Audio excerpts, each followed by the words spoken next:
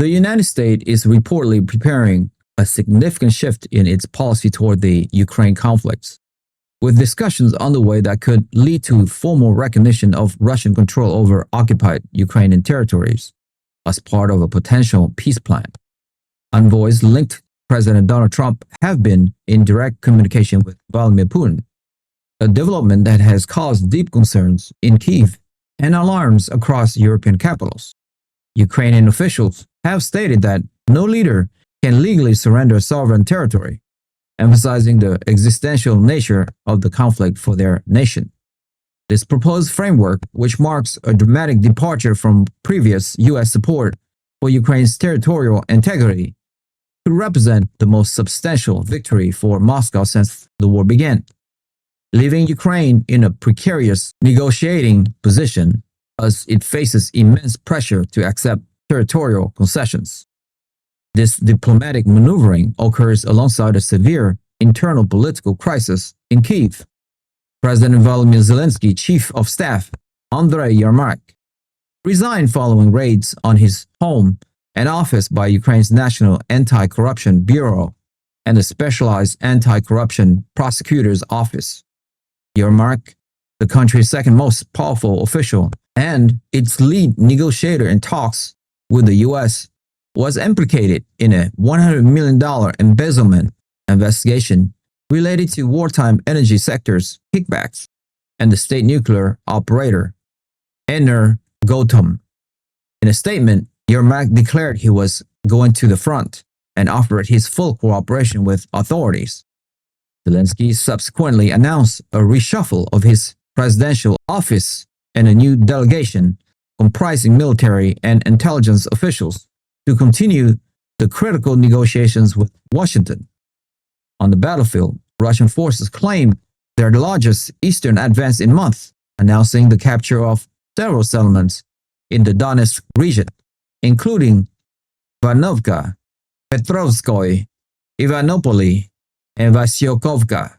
Russian defense officials reported clearing multiple micro-districts, repelling over 50 Ukrainian counterattacks, and inflicting heavy losses on various Ukrainian brigades.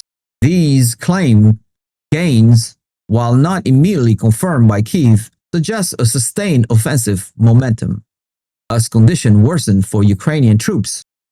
Reports from near Kharkiv indicate that some Ukrainian units are refusing frontline orders, compounding the challenges of a defensive effort that already lacks sufficient combat vehicle. The situation underscores the immense strain on Ukraine's military as it contends with a larger, better supplied adversary. The evolving situation has triggered a reassessment of security architecture across Europe. Western analysts are urging Europe to call Putin's bluff by forming a NATO-style defense bloc independent of the United States. But deep internal divisions and a fear of escalation have exposed strategic weaknesses.